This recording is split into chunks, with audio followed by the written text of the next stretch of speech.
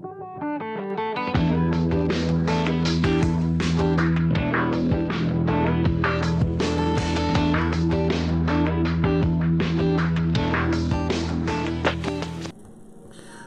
to begin when we're thinking about our worship service?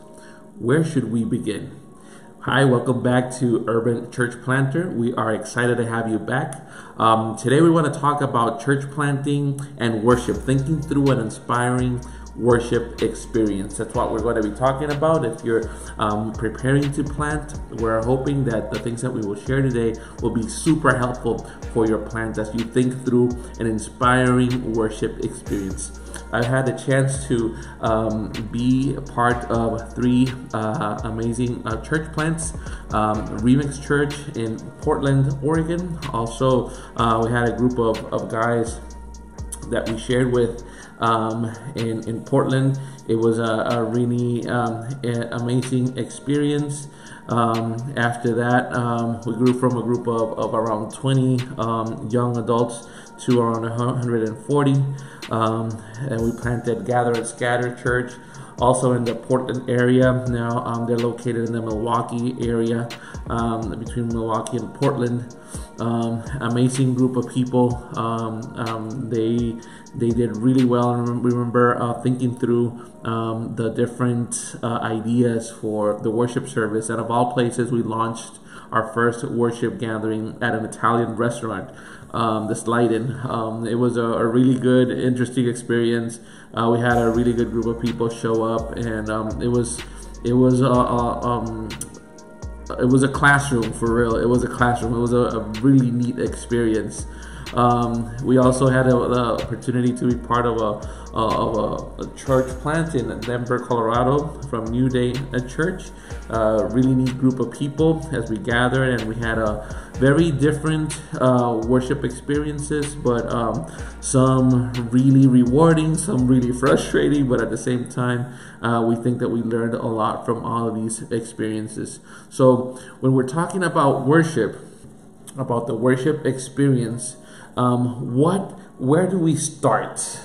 Where do we start? And I'd like to share some things that we learned along the way that will help you hopefully start your journey, your church planting journey. First of all, do not start with the worship service. Do not start with the worship service. A lot of times I hear church planters say, well, we're getting ready, we're ready to plant, and before they do the groundwork, they're thinking about the worship service. And a lot of times what happens is they end up launching a worship service, but not really planting a church, because a church is a lot more than just a worship service. It's part of it.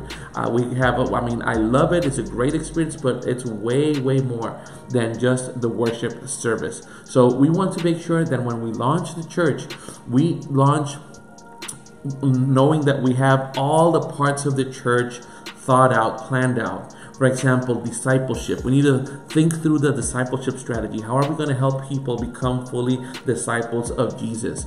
Evangelism. How are we going to share our faith with those who do not know Jesus? How are we going to win them over? What's our plan?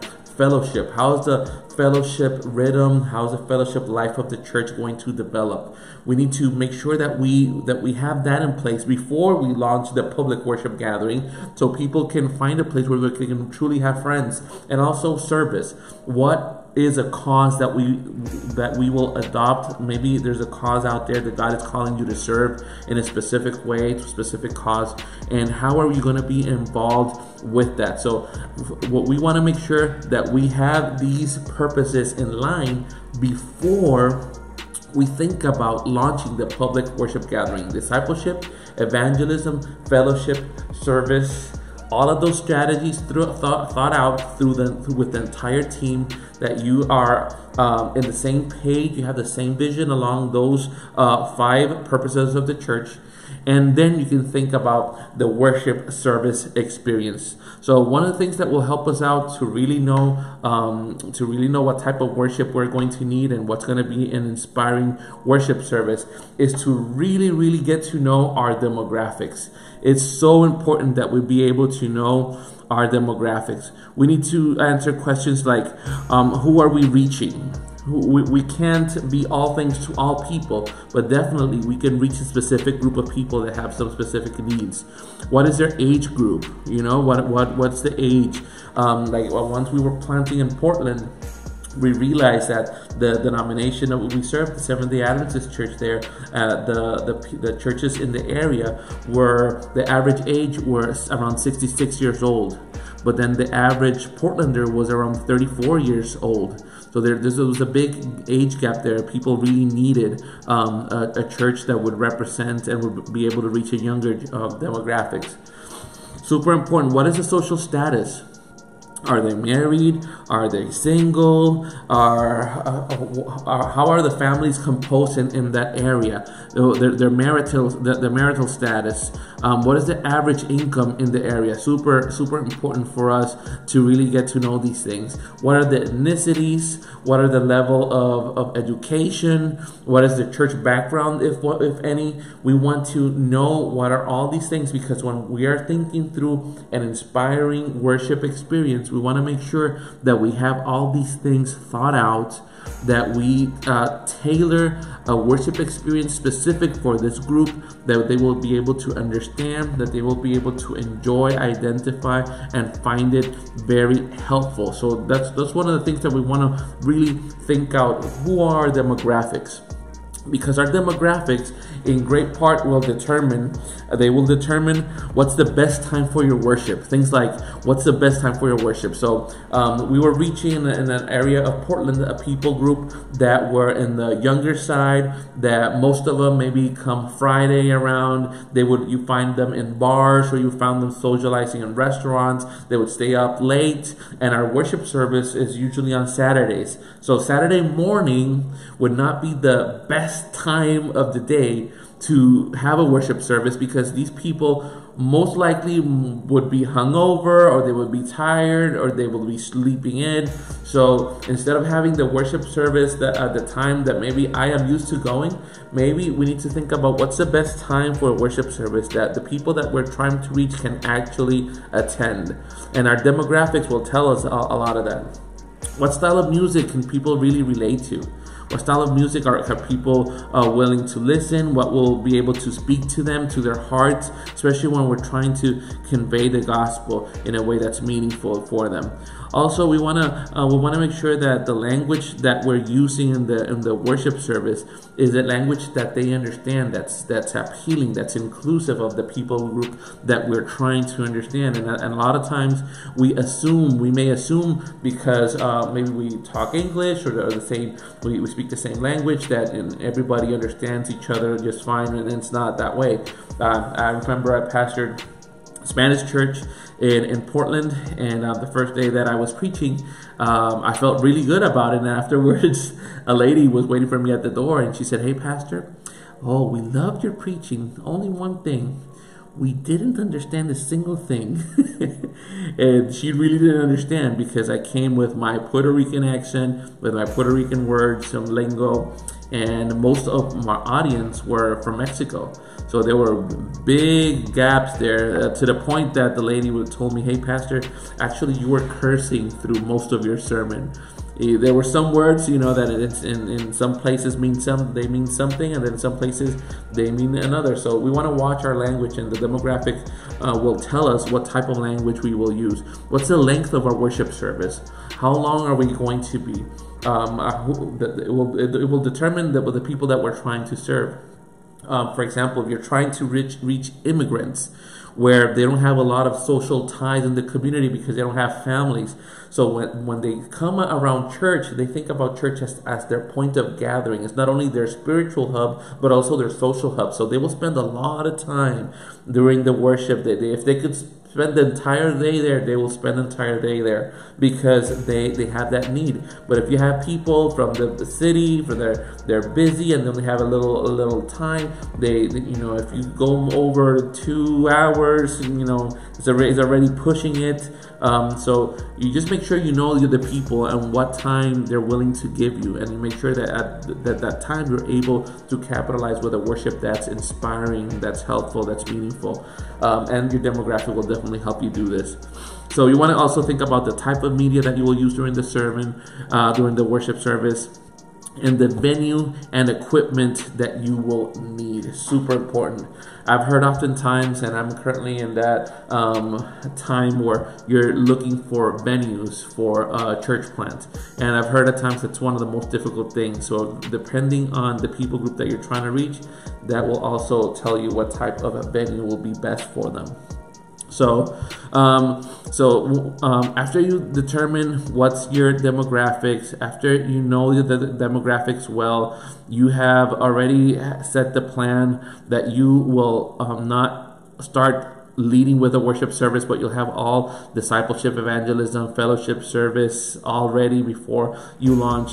Then it's a good time to think about hiring a worship service. I think this is a really good idea. If you're going to recruit someone, if you're going to pay someone as staff, worship leading, it's one of the best investments in my opinion.